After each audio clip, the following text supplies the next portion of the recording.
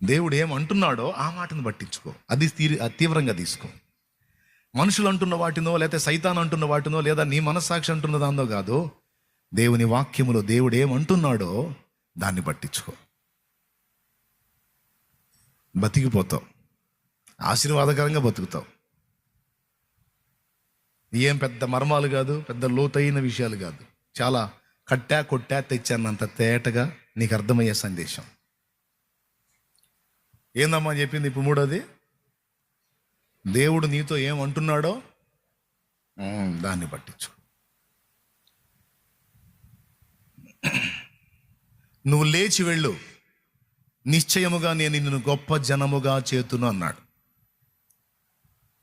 నువ్వు లేచి వెళ్ళు, నిశ్చయముగా నేను నిన్ను గొప్ప జనముగా చేతును అన్నాడు.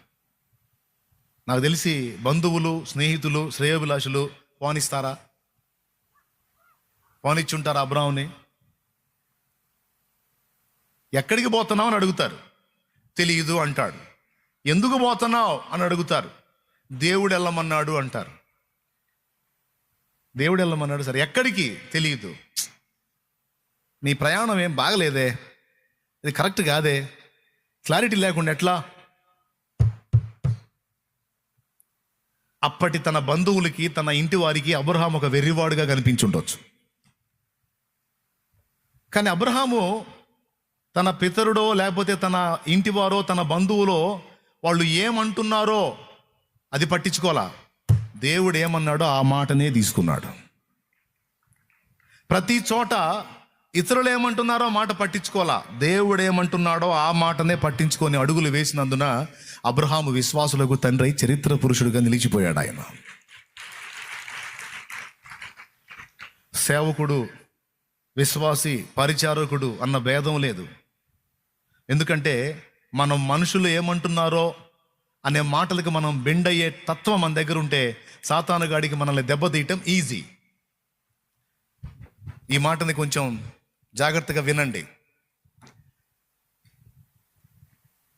ఇతరులు ఏమంటున్నారో ఆ మాటలు పట్టించుకునే నైజం మనకుంటే సాతాను మనల్ని కృంగదీయటం, దెబ్బతీయటం వాడికి చాలా ఈజీ.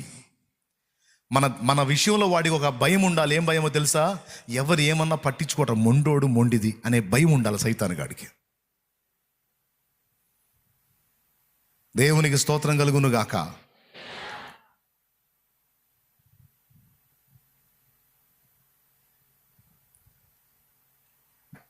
ఈ మ్యాటర్ సీరియస్గా తీసుకుంటున్నారా, లేకపోతే ఏదో ఆన్లైన్లో కూర్చోవాలి కాబట్టి కూర్చున్నారా? మీకు దండం తల్లు, అయ్యా వందనాలు. బైబిల్లో ఇలాంటి చాలా నిరూపణలు ఉన్నాయి. వాళ్ళేమనుకుంటున్నారు, దేవుడేమంటున్నాడు అనే దాన్ని భక్తులు దేవుడికి వెళ్ళి చూసి దేవుడిని పట్టించుకున్నారు. ఇక వ్యతిరేకంగా మనుషులు 100 మంది 100 మాటలు మాట్లాడినా పట్టించుకోవాలి. పేతురు, యోహానులనే కాదు, ఇంకా కొంతమంది అపోస్తలులను పట్టుకొని బంధించి కొట్టి బెదిరించారు. ఆ నామాన్ని మీరు ప్రచారం చేయకూడదని బెదిరిస్తే వాళ్ళ మాటలు పట్టించుకోవాలా. మేము కన్న వాటిని, విన్న వాటిని గూర్చి సాక్ష్యం ఇవ్వకుండా ఉండలేము అని మళ్ళా ప్రకటించడం మొదలుపెట్టారు. ఎందుకు తెలుసా? వాళ్ళు మనుషులు ఏమంటున్నారో పట్టించుకోవాలా, దేవుడు ఏమంటున్నాడో దాన్నే తీవ్రంగా తీసుకున్నారు. మనుషులకు చెవొగ్గావా అయిపోయినట్టే నీ పని. ఒక ఆటో పోయి బావిలో పడింది. నలుగురు ఉన్నారు ఆటోలో. ఆటో మునిగిపోయింది, అడుగుపోయింది. ఈ నలుగురు బయటకు వచ్చారు, చిన్నగా ఈత కొడతా ఆ మునుగుతా లెగుస్తా ఉన్నారు అనుకోండి. జనం గుంపు కూడా రే బావి లోతైన బావిరా ఈ బావి, ఇందులో పిల్ల బావి కూడా ఉంది, అయ్యో పడ్డారు, ఇంకెక్కడ అని అనుకుంటున్నారు. ఎందుకంటే అది ఊరికి బయట ఉంది. తాళ్ళు తీసుకొచ్చి వాళ్ళని లాగే పరిస్థితి లేదు. మునుగుతున్నారు లేగుస్తున్నారు, వాళ్ళ ఎవడికి ఈత రాదు. ఫస్ట్ ఒకడు మునిగిపోయాడు. ఒడ్డునున్న వాళ్ళు అంటున్నారు, అయ్యయ్యో తాడు అందుబాటులో లేదు, ఎట్లా వాళ్ళు బయటకు వచ్చేది, అయ్యయ్యో నీళ్ళలో పడ్డారు, మునిగిపోతారు, వాళ్ళు ఓపిక చాలదు, అయిపోయింది వాళ్ళ పని అంటా ఉన్నారు. ఒకడు మునిగాడు. ఒక మనిషి మునిగాడు, ఒకడు మునిగాడు, ఇంకొకడు నీరసపడుతున్నాడు, వాడు కూడా మునుగుతాడన్న ఇంకొకడు మునిగాడు. అయ్యో ఇద్దరు మునిగిపోయారు, ఇంకా ఇద్దరే ఉన్నారు, వాళ్ళ పని కూడా అయిపోతుంది, వాళ్ళు కూడా మునిగేటట్టున్నారు అంటానే ఉన్నాడు. ఉన్నారు జనం. మూడోడు కూడా మునిగాడు. అయిపోయింది. ఇంకొకడు వీళ్ళు చేతులు చూపించి మాట్లాడుతున్న మాటల్ని వింటూనే అట్లనే తిప్పలు పడుతూ ఉన్నాడు. మునుగుతున్నాడు, లెగుస్తున్నాడు, తిప్పలు పడుతున్నాడు. ఈలోపు తాడు తీసుకొని రావడానికి వెళ్ళినోడు తాడు తీసుకొని వస్తున్నాడు. వాళ్ళు ఒడ్డున వాళ్ళు అంటున్నారు, తాడు తెచ్చిందా వాడు ఉండరా నాయన, వీడు అందరికంటే నీరసంగా ఉన్నాడు, అసలు వీడు ముందు మునిగిపోతాడు అనుకున్నాం, వీడు ఇంకా తేలుతా ఉన్నాడు, వీడు అయిపోతాడు రా బాబు, వీడు ఉండడు, వీడు మునుగుతాడు అని వాళ్ళు మాట్లాడుతున్నారు. ఈలోపు తాడు వచ్చిందా వాడు అట్నే తిప్పలు పడ్డాడు. మొత్తానికి తాడు అందించారు. ఎట్నో ఒడ్డుకొచ్చాడు. ఒడ్డుకొచ్చిన తర్వాత అందరూ దగ్గరికి చేరి, నిజంగా ఎంత గొప్ప ధైర్యం నీకు, ఎంత మొండితనం, ఎంత ఆత్మవిశ్వాసం నీకు, అసలు నువ్వు ఎంత బాగా బతికి బయటపడ్డావు అని అన్నారు.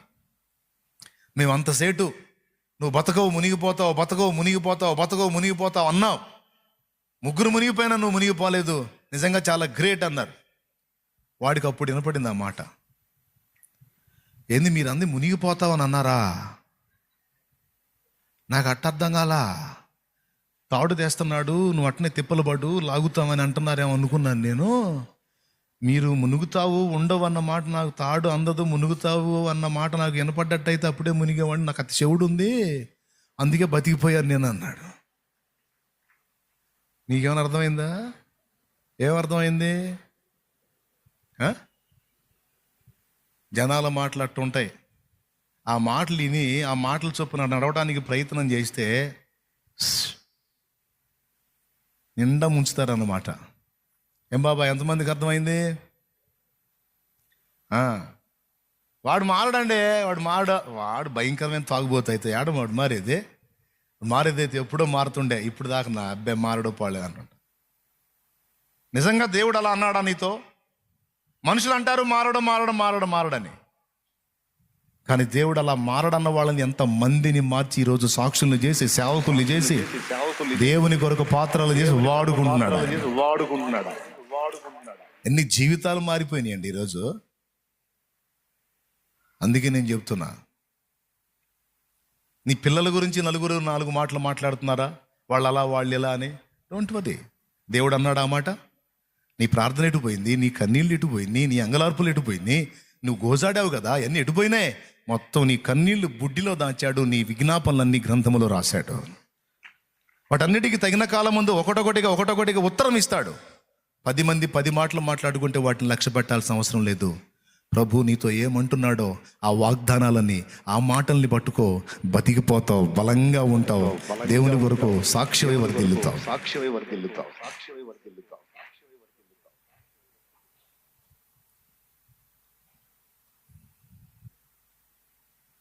అన్నం పెట్టిన చేతిని పట్టుకున్నాడు దుర్మార్గుడు. అమ్మగారు తల్లి కదరా. పోతీఫెర ఎంత ప్రేమించాడో నిన్ను, కన్న తల్లి లాంటి దాన్ని ఇంత అవమానం చేస్తావా దుర్మార్గుడా, నీచుడా అని ఎన్ని కొట్టారో, ఎన్ని రకాలుగా సమాజం అనుకుందో, తీసుకెళ్లి జైల్లో వేశారు. అతను మాట్లాడుకోవడానికి కూడా అవకాశం ఇవ్వాలా, తీసుకెళ్ళి వేశారు. అలాంటి నింద ఒక వ్యక్తి మీదకి వస్తే కొంతమంది ఏం చేస్తారు తెలుసా, నా మీదకి ఇంత నింద వచ్చింది, నేను బతకనని పోయి ఆత్మహత్య చేసుకుంటారు. నేను ఆత్మహత్యలు చేసుకోవాలా, హత్యలు చేసుకోవాలా? అరే మీరు 100 అనుకుంటే నాకేందిరా? నాకు దర్శనం ఉంది, నాతో మాట్లాడాడు, నీ వారందరినీ నీ పాదాల చెంత సాగిల పడజేస్తాను, నేను నిన్ను ఏలికగా నియమిస్తానని నా దేవుడు నాతో మాట్లాడాడు. నా దేవుడు మాట్లాడిన మాట నెరవేర్చకుండా ఆయన నిద్రపోడో. పరిస్థితి చూస్తేనే అంత రివర్స్ గా ఉంది. అని పరిస్థితులు ఎంత రివర్స్ గా ఉన్నా నేను నా దేవుని వాగ్దానాన్ని, నా దేవుని దర్శనాన్ని, నా దేవుని మాటనే నమ్ముతాను. నా పరిస్థితులను నేను పట్టించుకోను అని గట్టిగా పట్టుబట్టాడు. చివరికి ఏం జరిగిందో మీకు తెలుసు. చెరసాల్లోంచి డైరెక్ట్గా సింహాసనం మీదకి వెళ్ళాడు. అండి అప్పుడు యోసేపు తేడా అని నిందించిన వాళ్ళందరూ నోళ్ళు ఎట్టబెట్టుంటారు. ఆఖరికి ఐగుప్తు వాళ్ళందరికీ ఫుడ్ పెట్టే దిక్కు ఆయన అయ్యాడు. నేను చెప్తున్నా, యోసేపు కానీ ఐగుప్తు ఆ ధాన్యాగారం పీఠం మీదకి ఎక్కకపోతే ఒక్కడు కూడా కూడుండేది కదా, మొత్తం తెచ్చేవాళ్ళు. 7 సంవత్సరాల కరువులో వాళ్ళకి ఆహార ధాన్యం దాచిపెట్టి వాళ్ళ కడుపులు నింపిన వాడు యోసేపు. అప్పుడు వాళ్ళు ఏమని ఉంటారండి? యోసేపు దగ్గరికి ధాన్యానికి పోయినప్పుడు వీళ్ళు కూడా పోయి ఉంటారుగా. పోతిఫెరో భార్య తాలూకు సరుకు కూడా పోయి ఉంటుందిగా. ఆ రోజు యోసేపు నిందించి కొట్టి తిట్టినోడు కూడా పోయి ఉంటారుగా. ఏమని ఉంటారు వాళ్ళు? ఇంత గొప్పవాడు అయినా నిన్ను అపార్థం చేసుకున్నావయ్యా, ఎట్లా అనుకోలేదయ్యా, మమ్మల్ని క్షమించయ్యా, ఈరోజు మాకు అన్నం పెట్టి బతికెత్తున్నావయ్యా, నీకు దుర్మార్గం చేశాం అని ఉంటారు. నవ్వినోళ్ళంతా నీ ముందు తలను వంచేరు ఇక ముందు. ఈ కలలు గనువాడి కలలేమగునో అని ఎగతాళి చేసిన అన్నలు వచ్చి సాష్టాంగపడ్డారు. ఏది నెరవేరింది? అన్నల మాటలు నెరవేరినాయా? పోతిఫెరో ఇంటి దగ్గర మనుషుల మాటలు నెరవేరినాయా? నా దేవుడిచ్చిన మాట నెరవేరిందా? ఏ మాట నెరవేరింది? ఏది నెరవేరింది? మరి దేన్ని పట్టుకోవాలి మనం? దేవుని మాటనే పట్టుకోవాలి. నాకెందుకు యోసేపు స్టోరీ భలే ఇష్టం. అనుకొనని శ్రమలెన్నో ఎదిరించిన ఆత్మీయుల ప్రేమ. మరి ఆత్మీయులు అంటే అండగా ఉండాల్సిన వాళ్ళు ఆత్మీయులు, వాళ్ళే అమ్ముకున్నారు. అనుకొనని శ్రమలెన్నో ఎదిరించిన ఆత్మీయుల ప్రేమ నిదురించిన అసమానమైన ఏమని రాస్తుంది వాక్యంలో? యెహోవా యోసేపుకు తోడై ఉండెను అని రాస్తుంది. యెహోవా యోసేపునకు తోడై ఉండెను అని రాస్తుంది. అన్నలు వదిలేతేనేమి, దొన్నలు వదిలేతేనేమి, అన్న లేదు దొన్న లేదు, ఎవడు వదిలేసినా ఆయన వదలడు.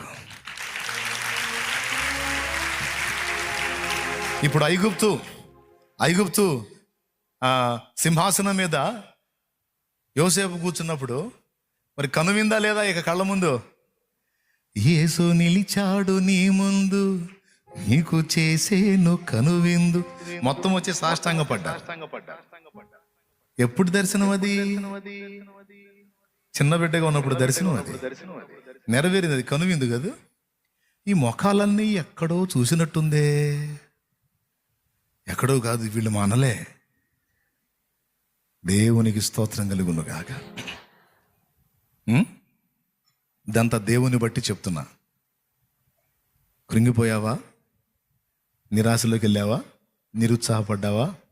మనుషుల మాటలు గాయాలు చేసినాయా? పట్టించుకుంటే గాయాలు ఎక్కువ అవుతాయి, దులిపై మానిపోతాయి.